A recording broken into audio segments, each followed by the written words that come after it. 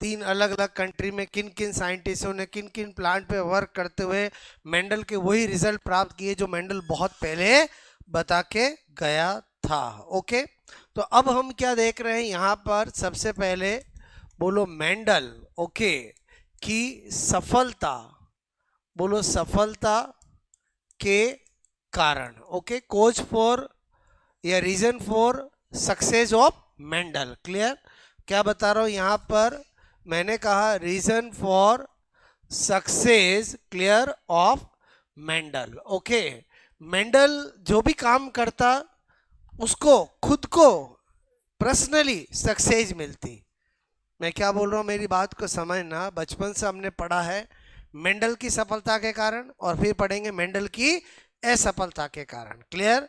तो मेंडल की सफलता का कारण मतलब इटसेल्फ मेंडल खुद के लिए, और असफलता का कारण मतलब कि उसका पॉपुलर नहीं होने का कारण क्या है। मेंडल जब तक जो भी जिया काम करता था उससे हमेशा रिजल्ट में सफलता ही मिली है। बोलो बात समझ। तो यहाँ पर मेंडल की सफलता का कारण कि मेंडल जो भी काम करता था उसका रिजल्ट सही क्यों आता था, तो वो हम देखना चाह रहे हैं। सबसे पहला है, नंबर 1 पहला कारण है वो है सिलेक्शन ऑफ करेक्ट प्लांट, सही पादप का चुनाव। अब आपको नोट 15-20 मिनट बात करना है। मैं जो चीज़ पढ़ा रहा हूँ उसमें कैसे एग्जाम में क्या आता है वो ध्यान से समझना। मैंने कहा क्योंकि पढ़ा आपने, ऐसा नहीं है कि लाइफ में बहुत बार 11-12 से हम जेनेटिक्स पढ़ना चालू कर देते हैं, लेकिन अब एग्जाम में क्या पूछा जाता है वो आपको ध्यान से समझना है।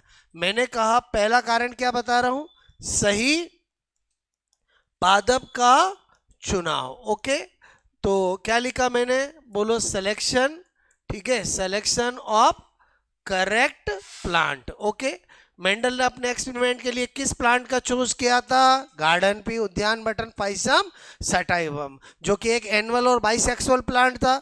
जो कि क्या था, एनुअल और बाइसेक्सुअल। हर रिजल्ट उसे एक साल में मिल जाता, और उसकी मर्जी होती जब सेल्फ पोलिनेशन कराता ना, उसकी मर्जी होती तो क्रॉस पोलिनेशन कराता। बोलो क्लियर? मेंडल बहुत होशियार था, बात समझ में आए? उसकी मर्जी के बिना कुछ भी नहीं हो सकता था। अभी टेक्निक भी बताऊंगा मेंडल की। क्लियर?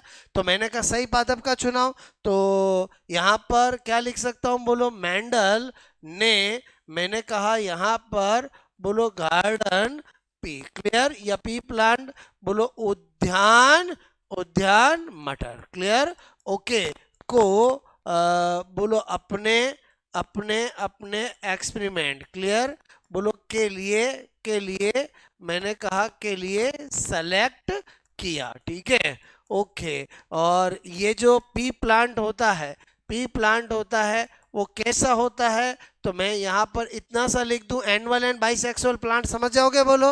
और एनुअल एंड बाइसेक्सुअल प्लांट का मतलब क्या, वार्षिक पादप और एक लिंगी की द्विलिंगी, द्विलिंगी। क्लियर?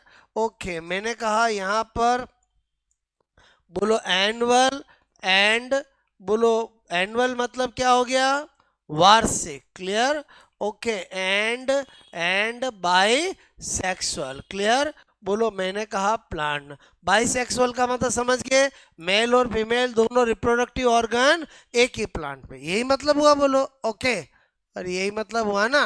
ठीक है, मैंने कहा यहाँ पर द्विलिंगी, द्विलिंगी पादप। ओके, चलो पहला कोई दिक्कत नहीं। नंबर 2 वेरी इंपॉर्टेंट, ठीक है, और वो क्या है, सिलेक्शन ऑफ करेक्ट ट्रेट, मतलब सही लक्षणों का चुनाव। ओके, मैंने लिखा यहाँ पर सही लक्षणों, बोलो का चुनाव। ओके, मैंने यहाँ पर सेकंड सफलता का कारण लिखा, बोलो सिलेक्शन ऑफ, मैंने लिखा यहाँ पर करेक्ट ट्रेट। ओके, बोलो यहाँ पर क्या लिखा, सही लक्षणों का चुनाव। बचपन से पढ़ा है, मेंडल ने अपने एक्सपेरिमेंट के लिए बोलो 7 जोड़ी मटर के, कितने, 7 जोड़ी करेक्टर को चूज किया। ओके, और 7 ही क्यों किए, 8 क्यों नहीं किया, 9 क्यों नहीं किया, कि जो मटर प्लांट होता है उसमें 7 जोड़ी क्रोमोसोम होते हैं। कितने जोड़ी होते हैं, 7 जोड़ी। जैसे आज हमारे में कितने होते हैं, 23, ऐसे मटर में कितने होते हैं, 7 जोड़ी, टोटल 14, जैसे अपने में टोटल 46। क्लियर? तो मेंडल ने 7 करेक्टर, अपोजिट करेक्टर 7 पेयर जोड़ी 7 जोड़ी करेक्टर को चूज किया और मेंडल के दिमाग में यही था कि मेरा हर एक करेक्टर एक जोड़ी के क्रोमोसोम से संबंध रखता है। मेंडल इसी में ही दिमाग में रखता था और एक्सपेरिमेंट बिंदास करता था। क्लियर। लेकिन बाद में जब मेंडल की रीडिस्कवरी हुई तो पता चला कि बोलो मेंडल ने जिन 7 करेक्टर को चूज किया था वो 7 जोड़ी क्रोमोसोम पे ना होकर कितनी जोड़ी बोलो 4 जोड़ी क्रोमोसोम। ये बात मेंडल को पता नहीं है। बोलो ये बात आज हमें पता है। मैं क्या बोल रहा हूँ मेरी बात को समझना। हम सोच रहे हैं कि भाई मेंडल ने 7 जोड़ी करेक्टर क्यों लिए, क्योंकि मटर के अंदर कितने जोड़ी क्रोमोसोम होते हैं 7। और मेंडल के दिमाग में क्या था जब तक जिया तब तक क्या था कि मेरा हर एक करेक्टर जो मैं ले रहा हूं वो एक अलग जोड़ी के क्रोमोसोम पर होता है, जो कि सही नहीं था। बात समझ में। जो कि क्या नहीं था, सही नहीं था। बाद में जब स्टडी की तो पता चला कि मेंडल ने जो करेक्टर चूज किए थे वो 7 जोड़ी क्रोमोसोम पे ना होकर कितने पे थे 4 जोड़ी। और वो 4 कौन से हैं वो भी आपको मैं अभी बताऊंगा। क्लियर। तो यहां पर पहले हम क्या बात कर रहे हैं कि भाई मेंडल ने बोलो निम्न 7 पेयर बोलो मैंने कहा ट्रेड बोलो ओके लक्षणों बोलो का चुनाव मैंने कहा सिलेक्शन ठीक है बोलो किया। तो पहले तो हमें पता होना चाहिए कि भाई वो 7 ट्रेड कौन से हैं। बात समझ में। बचपन से हमने पढ़ा है। तो चार्ट बनाऊंगा एक बोलो। क्लियर। यहां पर क्या लिखूंगा लक्षण का नाम। ओके। मैंने कहा यहां पर नेम ऑफ मैंने कहा आपको ट्रेड। क्लियर। अच्छा यहां पर क्या लिखूंगा प्रभावी बोलो डोमिनेंट होगा तो कैसा होगा डोमिनेंट। क्लियर। और यहां पर क्या बताऊंगा अप्रभावी। ओके अप्रभावी। ओके अप्रभावी मतलब बोले तो क्या रिसेसिव। ठीक है। बोलो ये तो वर्ड जानते ही हो। बात समझ। डोमिनेंट और रिसेसिव वर्ड समझते हो नहीं समझते हो। अगर कोई करेक्टर बोलो ऑफ स्प्रिंग में संततियों में ज्यादा मिले तो उसे क्या कहते हैं डोमिनेंट। कम मिले तो क्या कहते हैं रिसेसिव। क्लियर। बुरी बुरी आंखें हमारे ह्यूमन के अंदर डोमिनेंट है रिसेसिव है। बुरी आंखों वाली कम या आंखें वाले कम ही मिलते, खाली आंख वाले ज्यादा मिलते। अच्छा बोलो बात समझ में आए। तो ये डोमिनेंट रिसेसिव का मतलब समझते हो बोलो। अरे डोमिनेंट रिसेसिव का मतलब समझते हो नहीं समझते बोलो। ओके चलो यहां पर मैंने कहा वो करेक्टर लिखूं मैं बोलो। ओके यहां पर पहला लिखा मैंने बोलो पादप की लंबाई। मैं जो भी बता रहा हूं वो किस प्लांट की बात कर रहा हूं। अरे किसकी बात कर रहा हूं मटर की। क्लियर। यहां पर मैं लिख रहा हूं length of plant. Okay length of plant बोलूं या लेंथ ऑफ स्टेम बोलूं एक ही बात है। प्लांट लंबा किससे होता है तने से। अगर कहीं तने की लंबाई लिख रखी हो तो भी चलेगा। अरे समझे नहीं समझे बोलो। क्लियर। प्लांट लीफ से लंबा होता है क्या। अरे जड़ से लंबा होता है क्या नहीं। किससे लंबा होता है तने से। तो इसका मतलब हुआ अगर एग्जाम में कभी लेंथ ऑफ स्टेम लिखा हुआ हो तो भी वही बात है और लेंथ ऑफ प्लांट लिखा हुआ हो तो भी वही बात है। ये मैं इसलिए डिस्कस कर रहा हूँ क्योंकि बहुत सी बार स्टूडेंट इसलिए कंफ्यूज हो जाते हैं कि यार मेरे को तो सर ने लंबाई बताई थी एग्जाम में मुझे तने की पूछ ली। अरे थोड़ा दिमाग लगा कि स्टेम लेंथ ऑफ स्टेम बोलूँ या लेंथ ऑफ प्लांट बोलूँ एक ही बात है। क्लियर। ओके डोमिनेंट क्या होता है लंबा। रिसेसिव क्या होता है बौना। क्लियर। बोलो यहां पर मैंने कहा बोलो टेल। क्लियर। ओके और यहां पर लिख दूं मैं बोलो ड्रॉप। ओके हम कैसे करेक्टर लिखने जा रहे हैं समझ में आया बोलो। ये करेक्टर फिक्स है जिसका मैं चार्ट बनाने जा रहा हूं। क्लियर। ओके दूसरा मैंने लिखा यहां पर नंबर 2 बोलो पुष्प की स्थिति। क्लियर। बोले तो position of flower. Okay position of flower. Okay बोलो क्या लिखूंगा अक्षीय। मैंने कहा बोलो एक्सियल। क्लियर। क्या लिख रहा हूं मैं बोलो एक्सियल। Okay axial. अरे ठीक है एक्सियल। और यहां पर क्या लिख रहा हूं मैं बोलो समीपस्थ समीपस्थ मतलब मैंने कहा टर्मिनल। क्लियर। ओके ओके, दूसरा करेक्टर समझ में आया बोलो। तीसरा करेक्टर लिखा मैंने, बोलो यहाँ पर बोलो shape of pod. Clear? Okay, मटर प्लांट देखा है, मटर की पॉड फलियां समझते हो? ओके, शेप ऑफ पॉड मतलब समझ गए। कभी कभी मटर की फलियां जो होती है वो फूली फूली रहती है, कभी पिचकी पिचकी रहती है। अरे फूली फूली रहती है, पिचकी पिचकी रहती है। अच्छा, मैं आपको मटर की बोरी खाली करूं, ज्यादातर फूली होगी पिचकी होगी? बोल ही नहीं रहे। अरे फूली हुई होगी ना, पिचकी होगी तो फेंक दोगे आप। और क्योंकि उसमें माल मसाला होगा ही नहीं। इसका मतलब हुआ ये कैसे समझना, समझ में आया बोलो? मैंने कहा फुली हुई। क्लियर? बोलो इंग्लिश में बोलो तो क्या लिखूंगा? इनफ्लेटेड। और समझे समझे बोलो क्लियर? और मैंने कहा यहाँ पर पिचकी हुई, सिकुड़ी हुई। क्लियर? बोलो क्या लिखूंगा मैं? बोलो, मैंने कहा यहाँ पर कॉन्स्ट्रिक्टेड। क्लियर? ओके, ये मैं इसलिए बता रहा हूँ, बहुत सारे रटते हैं फुली हुई पिचकी फुली। अरे थोड़ा कॉमन सेंस लगा, करेक्टर अपने आप ध्यान रहेंगे। क्लियर? ओके, हाँ, मटर की फलियां नहीं देखी हो तो फीलिंग्स नहीं आएगी। मैं क्या बोल रहा हूँ समझ में आया बोलो? ओके, अच्छा बोलो, हो सकता है कोई अमेरिका से आया हो, पता ही नहीं हो मटर क्या होता है। समझ में आया बोलो? यहाँ पर क्या लिख रहा हूँ? Colour of pod. ओके, ऐसे लिखूंगा चलेगा बोलो? अरे कलर ऑफ पॉड, अच्छा बोलो, एक है ग्रीन और एक है येलो, डोमिनेंट क्या होगा? मटर की फलियां ज्यादातर कैसी होती है? ग्रीन। तो ये वाला कैसे पता लगाया जाता, समझ में आया? इधर क्या लिखूं? हरी, ग्रीन। इधर क्या लिखूं? पीली, मतलब क्या लिखूं? येलो। ओके, चार करेक्टर समझ में आया बोलो आपको? ठीक है, ओके। उसके बाद आ जाते हैं नंबर 5। क्लियर? नंबर 5 मैंने लिखा यहाँ पर shape of seed. Clear? Okay, shape of seed मतलब किसके सीड? अरे किसके सीड? मटर के। क्लियर? बीज की आकृति। क्लियर? ओके, बोलो डोमिनेंट कैसा? राउंड। क्लियर? और ये कैसा? रिंकल्ड। ओके, बोलो रिंकल्ड। बचपन से पढ़ा कि नहीं पढ़ा? अरे गोल और जूरीदार। क्लियर? जूरीदार। Okay, no problem.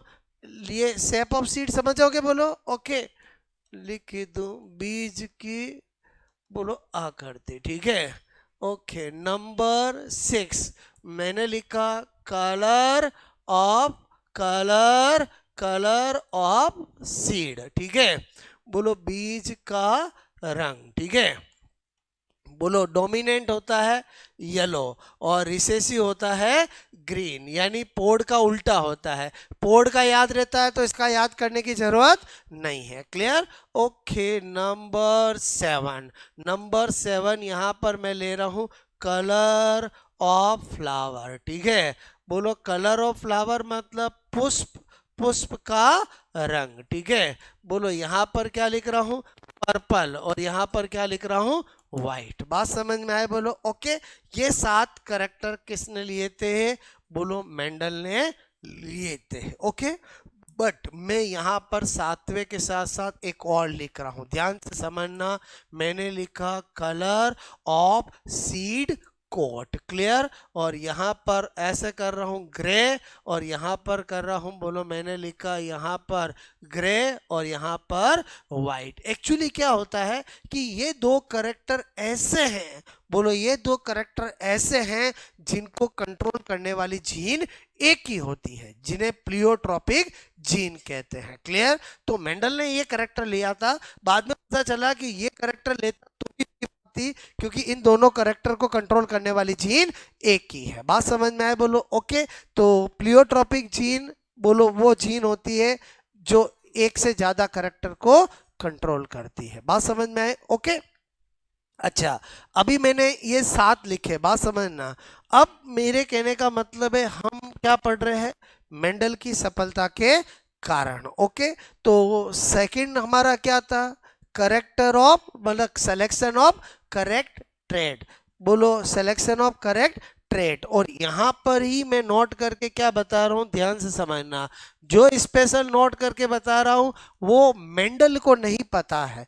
बोलो आज हमें पता है, क्लियर, कि मेंडल ने जिन 7 पेयर कैरेक्टर को चूज किया था, मेंडल के दिल दिमाग में क्या था कि वो 7 अलग अलग जोड़ी के क्रोमोसोम पर उनकी जीन प्रेजेंट है। लेकिन बाद में पता चला ऐसा नहीं है। बोलो 7 पे ना होकर कितने पे, 4 पे। तो अब तो हमें रियलिटी पता है, तो अब तो एग्जाम में वही आएगा। बोलो क्लियर। तो एग्जाम में आता है कि मेंडल ने जिन 7 जोड़ी कैरेक्टर को चूज किया था वो कितनी जोड़ी क्रोमोसोम पे थे। तो अब आपको आंसर क्या देना, 4। Clear, okay. और वो आपको पूछ ले कि वो 4 कौन से, 1 7 5 3 1 3 5 7, समझ में आया। बोलो 7 जोड़ी मतलब 1 2 3 4 5 6 7 7। अरे बोलो समझे समझे, बोलो क्लियर। आज हम कहते हैं हमारे बोलो 18वें गुणसूत्र की जोड़ी के गुणसूत्र पे ये हो गया। अरे तो 18वां बोलते कि नहीं बोलते, बोलो क्लियर। तो ऐसे ही 1 2 3 4 5 6 7 है। तो यहां पर मैं क्या बता रहा हूं, पहला स्पेशल नोट, ओके। मेंडल ने जिन, ठीक है, 7 पेयर बोलो ट्रेड, ओके, को लेकर स्टडी किया, ओके, बोलो किया, उनकी उनकी जीन, ठीक है, 7 पेयर ऑफ क्रोमोसोम, ओके, पर ने होकर होकर 4 पेयर, ठीक है, क्रोमोसोम, ओके, 4 पेयर क्रोमोसोम पर स्थित बोलो थी, ठीक है। बोलो पहला पॉइंट समझ में आया। बोलो एक तो ये चीज क्लियर। अब और आगे एडवांस की वो 4 जोड़ी क्रोमोसोम कौन से हैं, क्लियर, वो और अच्छा क्वेश्चन है। ज्यादातर तो यही पूछा गया कि कितनी जोड़ी के क्रोमोसोम पर थी, 7 5 4, बोलो ऐसे आता है तो 4 हो गया। बोलो क्लियर।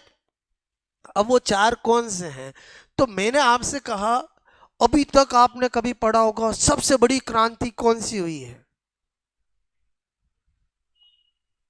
अरे आज तक की सबसे बड़ी क्रांति कौन सी हुई है, 1857। नहीं सुना नाम कभी, अरे सुना नहीं सुना। अब मुझे इसमें एक डिजिट को चेंज करना है, बताओ किसको चेंज करूंगा, जो कभी ऑप्शन में हो ही नहीं सकता। 8 नहीं हो सकता, नहीं समझ रहे हो। अरे कौन सा नहीं हो सकता, ओके, 1457। क्या लिखा मैंने, समझ में आया, बोलो आपको, 1 4 5 7, ये 4 वो जोड़ी के नंबर के क्रोमोसोम थे जिन पर मेंडल के 7 ट्रेट की जीन प्रेजेंट थी। आप अगर ऐसे याद करने जाओगे तो याद नहीं होगा। मैंने कैसे बताया, समझ में आया, बोलो 1857 लिखा और मैंने कहा कि ऐसा कौन सा डिजिट है जिसको मुझे चेंज करना पड़ेगा, 8, क्योंकि 8 कभी होगा ही नहीं ऑप्शन में। अरे 8 कभी होगा ही नहीं, तो उसको मैंने क्या कर दिया, आधा। 1857 की जगह क्या कर दिया, नई क्रांति पैदा नहीं की है, अरे खाली तरीका बता रहा हूं, क्लियर। अब और टफ पूछना चाहता है, एग्जामिनर को लगे कि मैं ऐसा क्वेश्चन पूछूंगा जो बहुत कम को पता होगा, और वो क्वेश्चन क्या है, आपको वो पर्टिकुलर करेक्टर का नाम लेके पूछ ले कि इसकी जीन किस नंबर के क्रोमोसोम पे थी। वो बहुत कम स्टूडेंट को पता रहता है। क्या बता रहा हूं, समझ में आया। बोलो कितनी जोड़ी पे थी, 4 पे, और वो 4 का नाम क्या है, 1 4 5 और 7, वो तो अपने को याद हो जाएगा। बोलो अब मैं आपको बता रहा हूं करेक्टर के अकॉर्डिंग किस जीन पे, नंबर के क्रोमोसोम पे। तो मैं क्या लिख रहा हूं, इधर ध्यान से समझना, ओके। यहां पर मैं यहीं पर सारी चीज बता रहा हूं आपको, क्लियर, ओके। तो यहां पर ही मैं क्या कर रहा हूं, बोलो यहां पर एस, ठीक है। बोलो मैंने लिखा fourth fourth fourth, clear, fifth, ठीक है।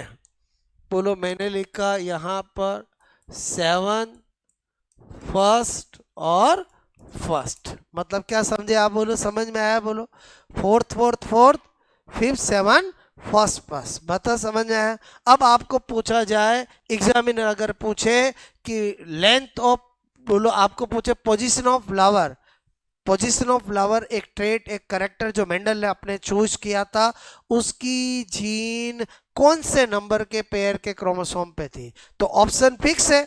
अब यहां पर इंडिविजुअल ऑप्शन आएंगे, कैसे आएंगे? 7, और बोलो 5, बोलो फर्स्ट और फोर्थ, क्योंकि यही 4 ऑप्शन बनेंगे और यही 4 बनेंगे ना, तो इसका आंसर देना टफ है। तो वो आपको मैंने बताया, समझ में आया? बोलो आपको क्लियर? ओके, ये ऐसा कब पूछता है?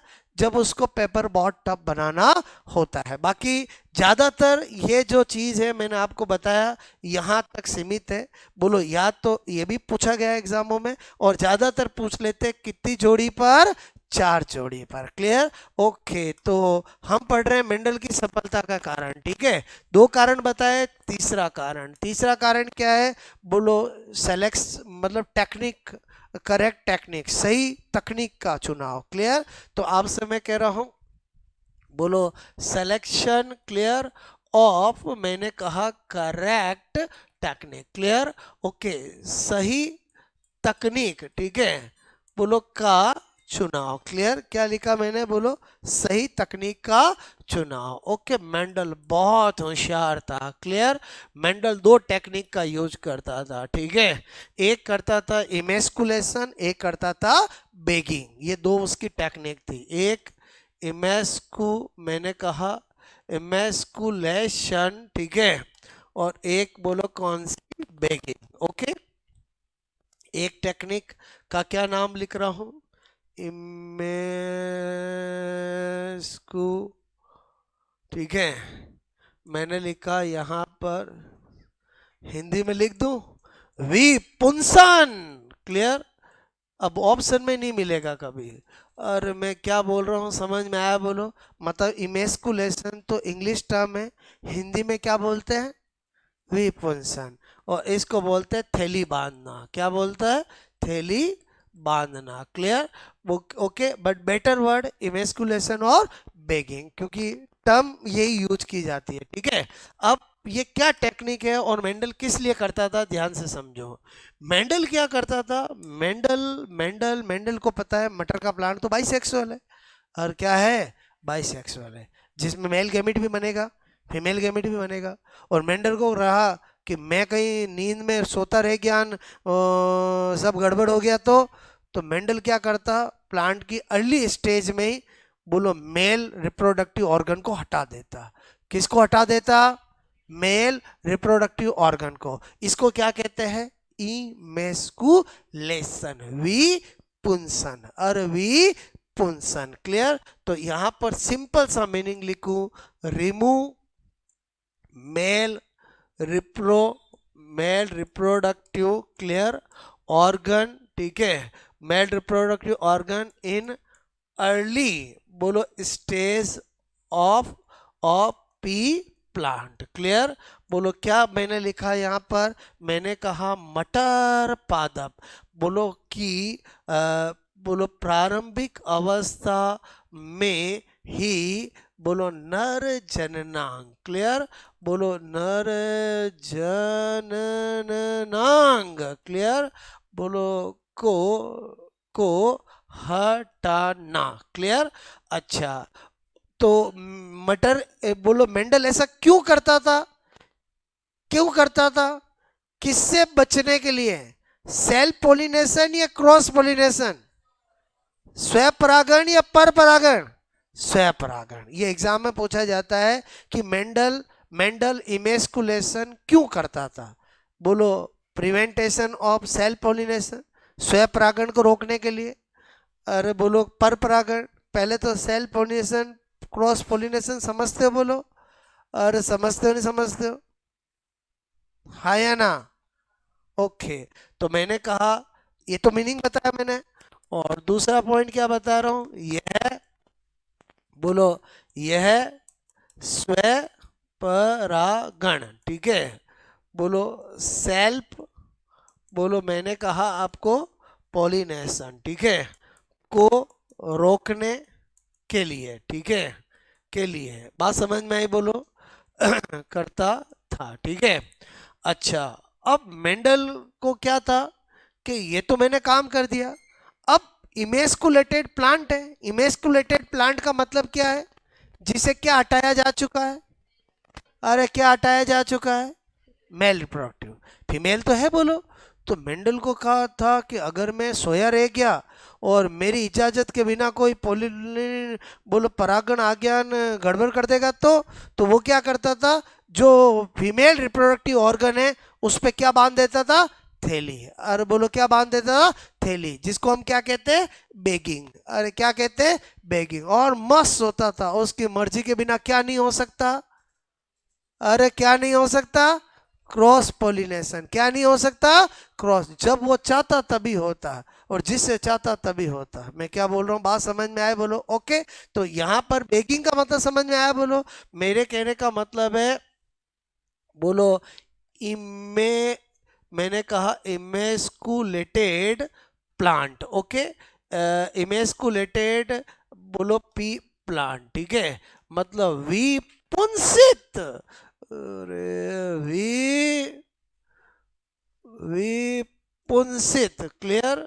विपुंसित। मटर मटर मटर पादप। ठीक है। ओके। बोलो के बोलो पर मैंने कहा थैली यानी बेगिंग। ठीक है, बोलो करना। ओके, थैली बांधना। समझ गए बोलो? ओके, नाम से पता चल रहा बोलो? अच्छा, ये किसके लिए कर रहा? किससे बचने के लिए? Unwanted cross pollination. सही वर्ड बोलो तो क्या होगा? अनवांटेड, अवांछित पर परागण। ओके। और ये किससे? Unwanted self pollination. क्लियर? बोलो ये है अवांछित। क्लियर? बिना उसकी मर्जी के अवांछित पर परागण। ओके, मैंने कहा अनवांटेड। क्लियर? बोलो cross cross cross cross pollination. Okay, मैंने कहा यहाँ पर पॉलिनेशन। ठीक है। ओके, से बचने बचने के लिए। ओके, पहले बताओ ये वाली चीज भी समझ में आए बोलो? ओके। अच्छा, चौथा मेंडल की सफलता का कारण क्या है? मेंडल एक या दो करेक्टर लेता, एक या दो जनरेशन तक ही स्टडी करता। बात समझ में है? ऐसा नहीं कि सातों के साथ एक साथ नहीं। मेंडल या तो कोई एक इंडिविजुअली करेक्टर लेता और उसकी first generation second generation study करता, फिनोटाइपिक जीनोटाइपिक, जो हम सारा कल करेंगे। बोलो बात समझ रहे हो ना? या वो दो करेक्टर लेता और एक साथ स्टडी करता। तो ये भी एक मेंडल की सफलता का कारण है कि वो या तो एक या दो करेक्टर को लेकर या तो एक जनरेशन तक या दो जनरेशन तक स्टडी करता था। ये भी मेंडल की सफलता का कारण है। क्लियर? तो मैंने कहा चौथा क्या है? मेंडल बोलो एक या दो। ठीक है, ट्रेट मैंने कहा लक्षणों, ठीक है, को लेकर लेकर एक या बोलो आपसे मैं कहूं दो पीढ़ी। क्लियर? पीढ़ी मतलब जनरेशन। ठीक है। ओके, तक स्टडी स्टडी करता। ओके, ये भी एक मेंडल की सफलता का कारण है। ठीक है, अब मैं क्या लिख रहा हूं बोलो? मेंडल की असफलता। ठीक है, असफलता। ओके, के कारण देखो, मेंडल की असफलता का कारण है मैं मार्केट में वो सफल क्यों नहीं हुआ। और समझे समझे, मेंडल इटसेल्फ खुद तो हमेशा क्या था? सफल था। इसका मतलब समझना, बोलो मेंडल की असफलता का कारण का मतलब क्या होगा? कि मेंडल की बात उस समय लोगों तक क्यों नहीं पहुंची? तो उसका पहला रीजन है मेंडल के जो रिजल्ट थे उसमें हाईली मैथ्स का यूज करना। बोलो अत्यधिक मैथ्स का यूज करना। मेंडल रिजल्ट कैसे तैयार करता था वो मैं आपको मोनो हाइब्रिड डायहाइब्रिड क्रॉस बताऊंगा। तो मेंडल जैसे रिजल्ट बनाता था वैसे ही अपन रिजल्ट बनाएंगे। क्लियर? तो पहला क्या है? अपने रिजल्ट्स। ओके, बोलो परिणामों। ठीक है, में बोलो अत्यधिक अत्यधिक। Okay, maths. ओके, मैथ्स में भी क्या यूज करता? Ratio probability, ratio probability, ratio probability. Clear? मतलब अनुपात और प्रायिकता। हर एक रिजल्ट को वो किस में बताता था?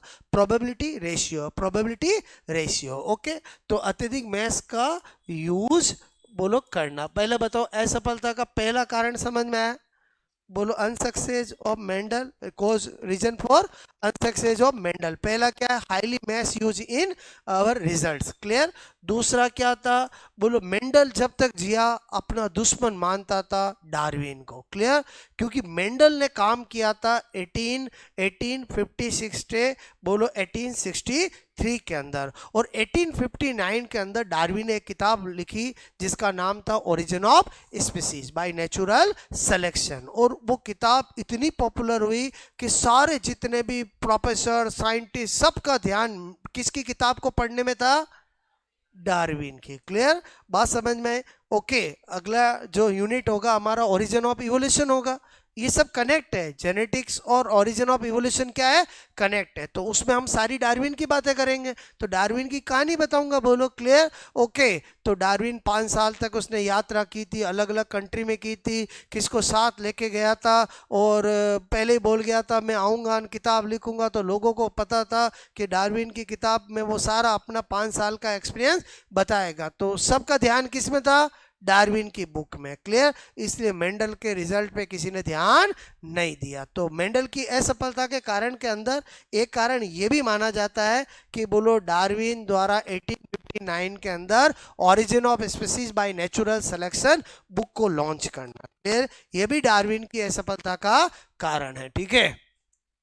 तो डार्विन की बुक, ठीक है, बोलो मैंने कहा 1859, जब लेमार्क मतलब जब मेंडल का काम करने का पीक टाइम था। और पीक टाइम समझ गए? बोलो क्लियर। ओके।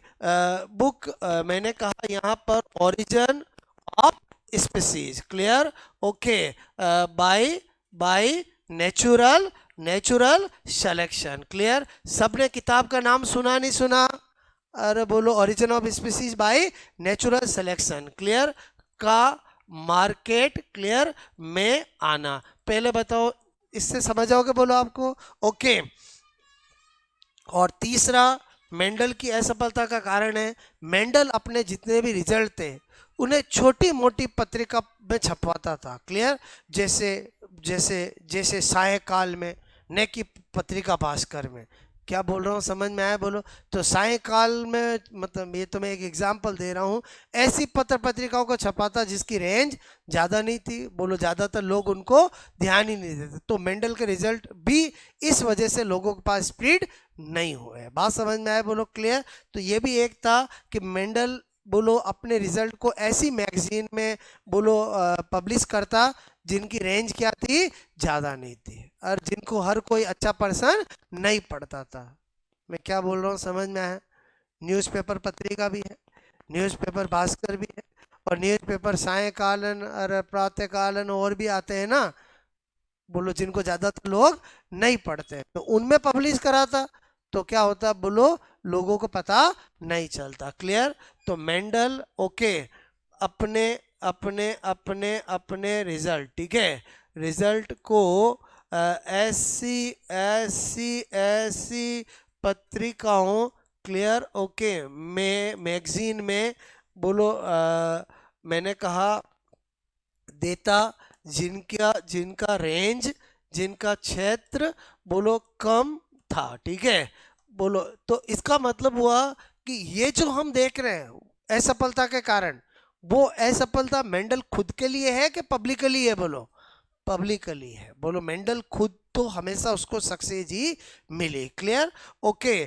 तो ये जो मैंने आपको बताया समझ में आया? ओके, नोट कर लोगे अब? ठीक है।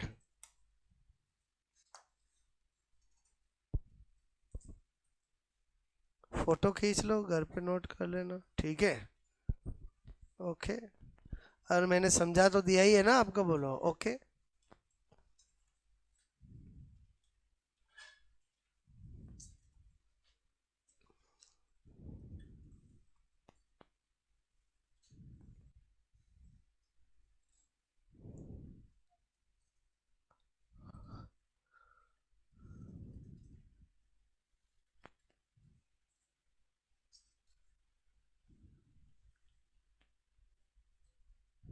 ओके। और थोड़ा जूम कर दो।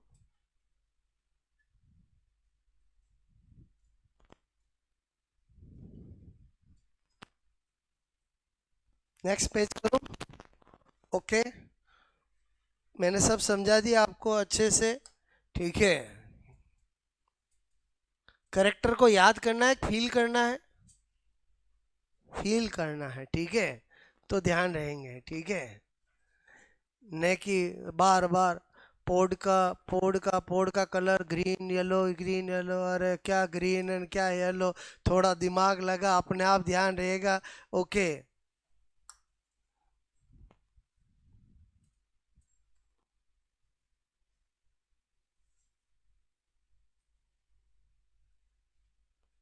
ओके, ये तो बहुत इंपॉर्टेंट है।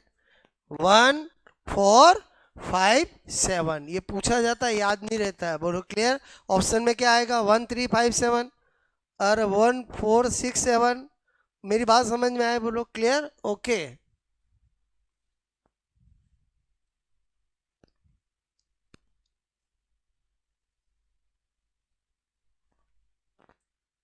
ठीक है।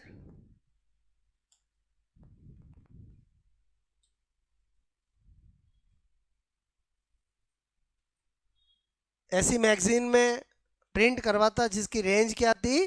कम थी। क्लियर। ओके, कहानी समझ में आई? बोलो आपको क्लियर। ओके, मतलब अभी हम मेंडलिज्म का इंट्रोडक्शन ही कर रहे हैं। ओके, हमें मेंडल में क्या पढ़ना है? Monohybrid cross, dihybrid cross, Mendel कैसे रिजल्ट बनाता था, क्लियर, वो सारी चीजें, ठीक है। ओके,